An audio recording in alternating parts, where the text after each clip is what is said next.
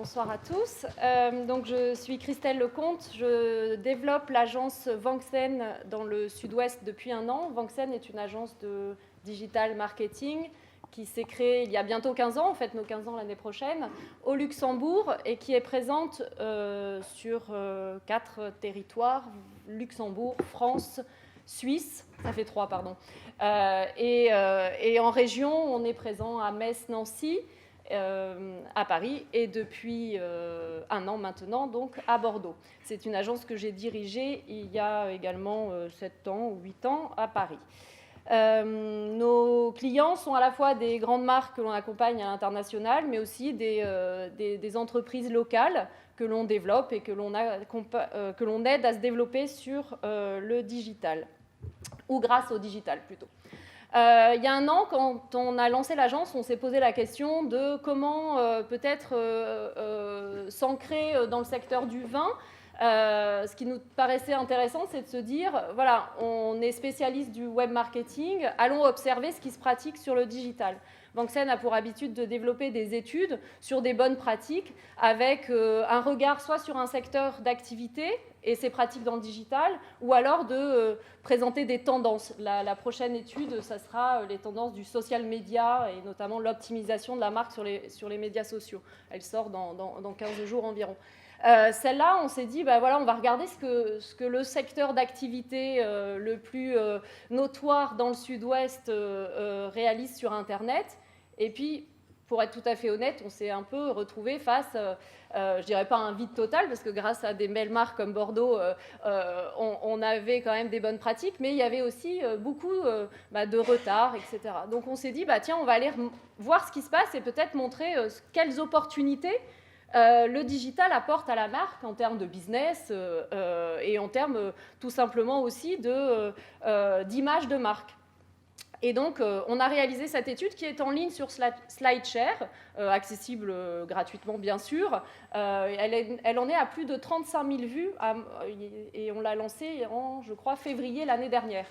Une V2, normalement, est prévue pour 2016 parce que c'est le digital et ça va très vite, donc on est déjà presque en retard. Mais bon, avec 168 slides, il y a quand même certaines choses que sans doute vous pourrez trouver qui vous intéresseront. Alors, aujourd'hui, je ne vais pas présenter 168 slides, hein, rassurez-vous. J'en ai pas le courage d'ailleurs. Et donc, on va faire un focus sur certains éléments. Pourquoi vous montrer cette statistique de 55,6% des Français qui sont des mobinautes? Vous le savez, les consommateurs sont internautes et en fait, la croissance la plus importante, c'est la croissance des mobinautes, des personnes qui se connectent à Internet via un smartphone. Vous êtes peut-être déjà en train de tweeter, j'espère, #Vinitic, et vous êtes sans doute en train de peut-être faire autre chose, de ne pas m'écouter, de regarder vos mails, etc. Mais en fait, vous êtes connecté à votre smartphone, et ça, du matin au soir, quel que soit l'endroit où vous vous trouvez, et quel que soit l'objet que vous avez dans les mains. Parce que c'est peut-être un smartphone, mais c'est peut-être une montre, pour certains, les chanceux. Et puis, c'est peut-être votre Game Boy à la maison ou votre PlayStation ou je ne sais quoi. Donc, vous êtes connecté à Internet, c'est un fait. Et qu'est-ce que vous y faites? Vous allez chercher de l'information. De l'information pour parler, entretenir votre réseau et tout ça. Vous allez regarder qu'est-ce qui se joue au cinéma, qu'est-ce qui est sympa à voir comme concert. Mais vous allez aussi regarder quelle marque vous propose quoi et qu'est-ce qu'elle vous raconte. Et quand on rentre dans l'univers du vin, ça grince sous mes pieds, je vais arrêter de gigoter, eh bien, on se rend compte que, c'est la deuxième statistique, qu'on a peut-être oublié de penser que les gens n'y connaissent rien.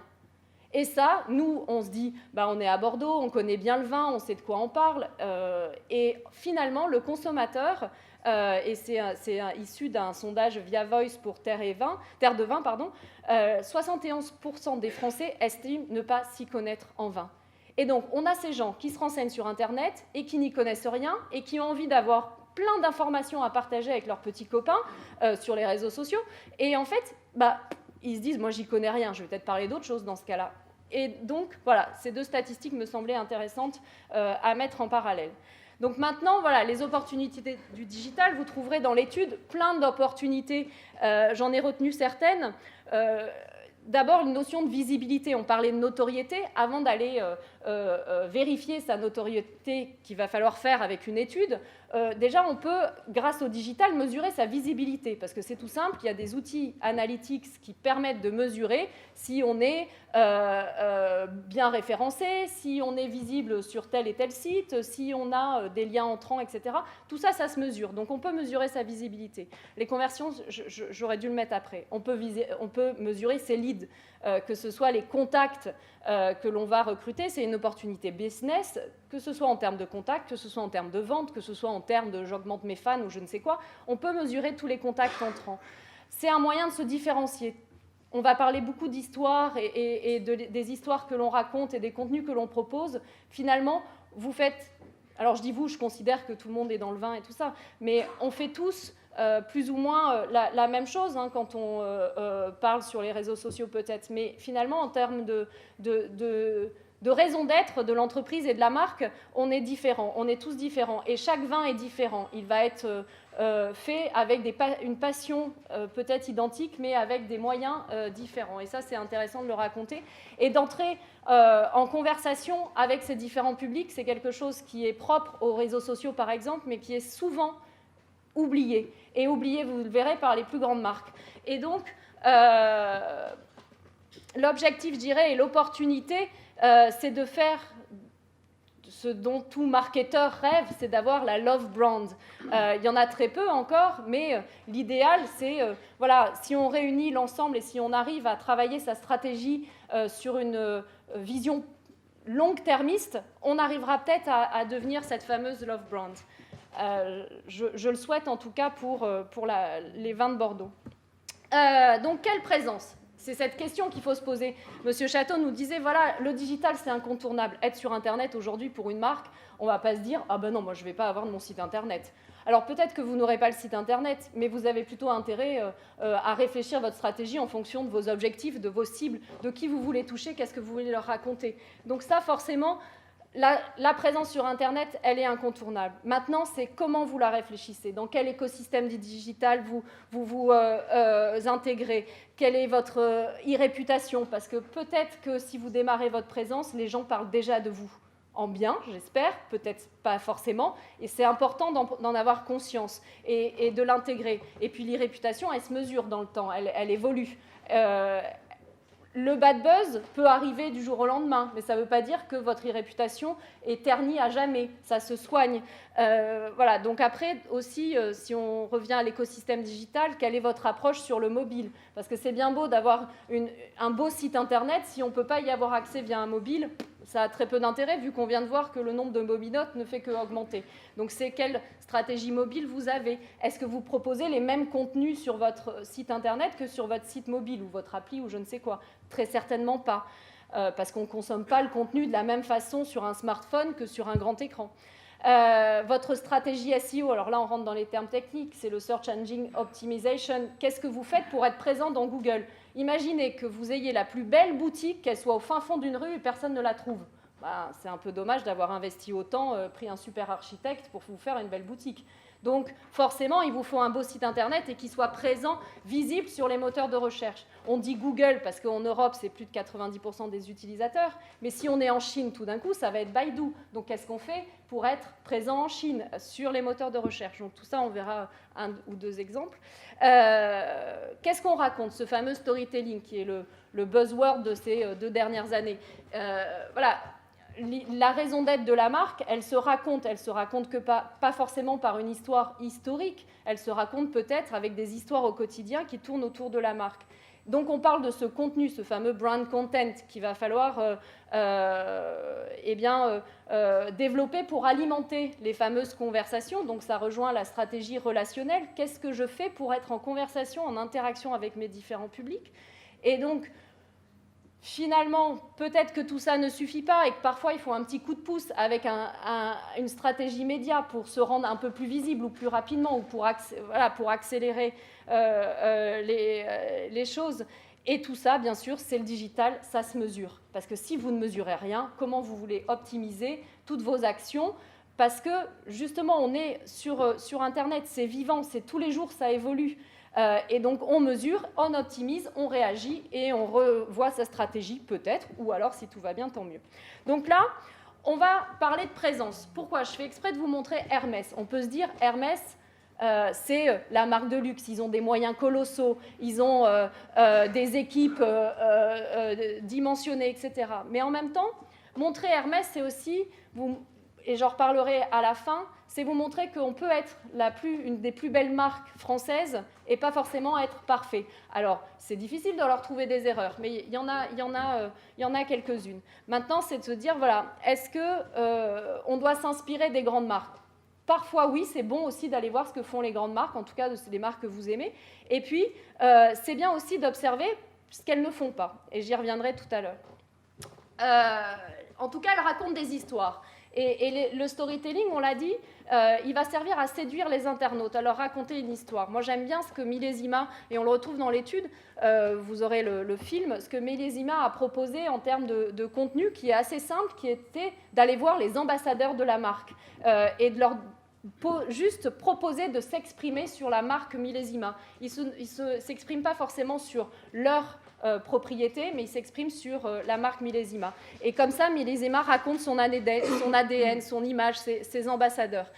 C'est assez intéressant. Vous savez, cette notion d'histoire, elle est importante. C'est un théologien, Harvey Cox, américain, qui dit tout individu a un besoin inné d'entendre et de raconter des histoires. Parce que l'histoire, qu'est-ce que vous faites? Vous l'écoutez, et si elle est bien racontée, vous avez envie à votre tour de la raconter. Et donc, du coup, sur ces fameux réseaux sociaux, eh ben, vous racontez l'histoire de la marque. Donc, c'est ça qui devient vraiment intéressant. C'est quand les autres racontent votre histoire. Le contenu pour se différencier de la concurrence. J'aime bien c'est un petit clin d'œil aussi à mon ami Julien Guinbeau. Alors, il devait venir, il n'est pas là. Il m'avait dit, tu parleras de Phileas. Bon, je l'ai fait, vous lui direz. Mais Phileas a une approche intéressante du contenu parce que pour se différencier des gros acteurs dans la vente de vin sur Internet, qu'est-ce que fait Phileas? Il a une approche par le contenu, séduire au travers de l'expérience. Phileas, c'est quoi? C'est vous propose des vins qui... il faut que j'aille plus vite. Je suis hyper bavarde. Pardon, je me dépêche. Phileas, c'est des vins que vous allez peut-être déguster en voyage. Et donc, Phileas vous apporte du contenu autour du voyage. La formation, on l'a dit, les internautes n'ont pas forcément conscience de connaissance du vin. MyViti Academy va proposer de devenir, alors c'est peut-être une promesse un peu forte, hein, un as de la dégustation en 3 mois. Je vais essayer, mais je ne suis pas sûre d'y arriver. Mais en même temps, voilà, cette notion de formation, l'école du vin le fait partout dans le monde et peut-être bientôt en ligne. Mais maintenant, voilà, il y a des offres que vous retrouverez en ligne. Chacun peut apporter peut-être une pierre à l'édifice dans cette notion de connaissance. On parlait de l'achat média pour optimiser sa visibilité. Là, je vous montre les vins de Bordeaux qui sont présents sur Baidu. Peut-être qu'au naturel, la marque, a priori, ici, est présente en 2e lien, mais à vérifier, je ne parle pas chinois. Maintenant, on le voit tout de suite, la marque est présente en achat de mots-clés, c'est ce qui est encadré en vert, pour justement peut-être pallier ce manque de référencement naturel et pouvoir drainer le consommateur sur une fiche produit que je suis allée vérifier, qui est, une page, pardon, qui est bien optimisée pour l'atterrissage, cette fameuse landing page. Encore avec les vins de Bordeaux, la stratégie social média, l'idée c'est d'être présent sur les médias sociaux. Vous le verrez dans l'étude, vous n'êtes pas obligé d'être présent partout. Est-ce que vous devez être sur Instagram? Est-ce que vous devez être sur Snapchat? Est-ce que vous devez être sur Twitter? Est-ce que vous devez être sur Periscope, le nouveau réseau social à la mode pour la vidéo, où il faut faire du live, etc. C'est, je dirais, quasi impossible pour une PME d'être présent partout, ou alors il faut avoir une équipe surdimensionnée. Maintenant, c'est de réfléchir en termes toujours pareil de stratégie. Qui je veux toucher? Qu'est-ce que je veux leur dire? Quel est le bon outil? Si je veux m'adresser à des jeunes, je vais peut-être aller sur Snapchat, mettre quelques images, et puis voir comment ça interagit. Maintenant, j'accélère, je finis. Enfin, cette approche communautaire qui est un peu le Saint Graal, se dire je vais avoir ma communauté de marques. Bon, bah, arrêtez d'y penser. Hein. La communauté de marque, ça c'est mon ami Grégory Pouy qui est blogueur marketing, il dit il n'y a pas de communauté de marque. Il y a peut-être Harley Davidson qui a une vraie communauté où les gens vont se lever le matin en disant ouais Harley c'est génial et tout ça. Mais en fait, il existe des communautés verticales. Et Harley Davidson le fait. Qu'est-ce que Harley Davidson va chercher?